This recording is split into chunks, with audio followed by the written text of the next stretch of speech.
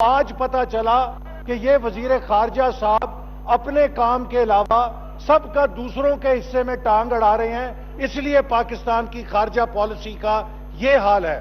اور آج تو شاید انہوں نے اپنی رونمائی کی ہے پی ٹی آئی کے متبادل قیادت کی حیثیت سے بھی۔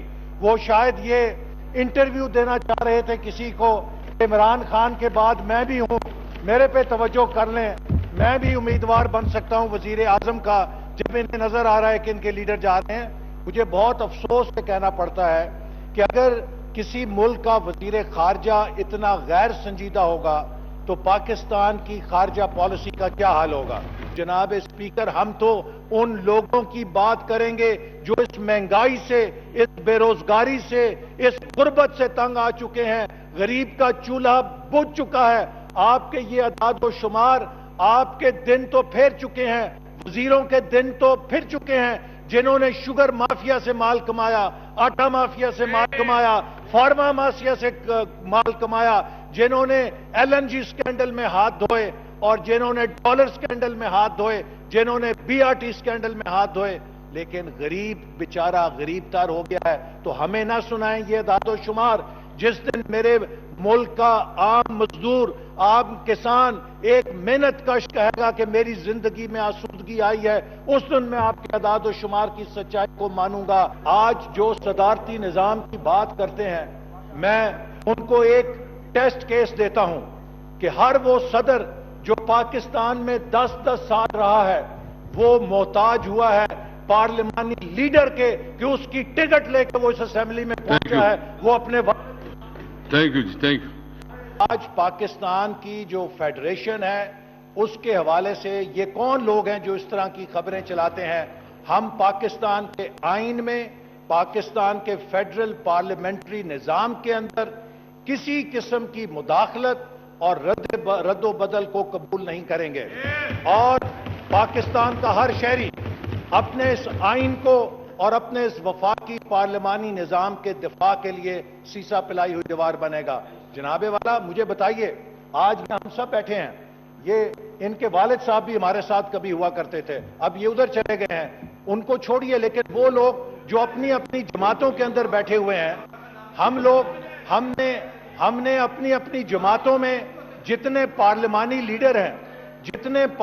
لیڈر ہیں، آج ذوالفقار علی بھٹو صاحب کے دور کا جواب پیپلز پارٹی دینے کے لیے یہاں موجود ہے۔ آج بے نظیر بھٹو صاحبہ کے 2 ادوار کا جواب دینے کے لیے پیپلز پارٹی یہاں موجود ہے۔ آج نواز شریف کے پہلے دور کا جواب دینے کے لیے مسلم لیگ نون یہاں موجود ہے۔ آج نواز شریف کے دوسرے دور کا جواب دینے کے لیے 2013 سے 18 کا جواب دینے کے لیے یہاں پر مسلم لیگ نون موجود ہے۔ مجھے بتائیے کہ یہ قوم فیلڈ مارشل جنرل محمد ایوب خان کے 10 سال کا حساب کس سے پوچھے؟ یہ قوم 4 سال جو جنرل یحییٰ خان ملک کے ساتھ حادثہ کر گیا اس کا جواب کس سے پوچھے؟ صدر صاحب کے 4 سالوں کا۔ یہ قوم 11 سال جو جنرل ضیاء الحق کے مارشل لا کے تھے ان کا جواب کس سے پوچھے؟ یہ قوم جنرل مشرف کے 9 سالوں کا صدارت کا جواب کس سے پوچھے؟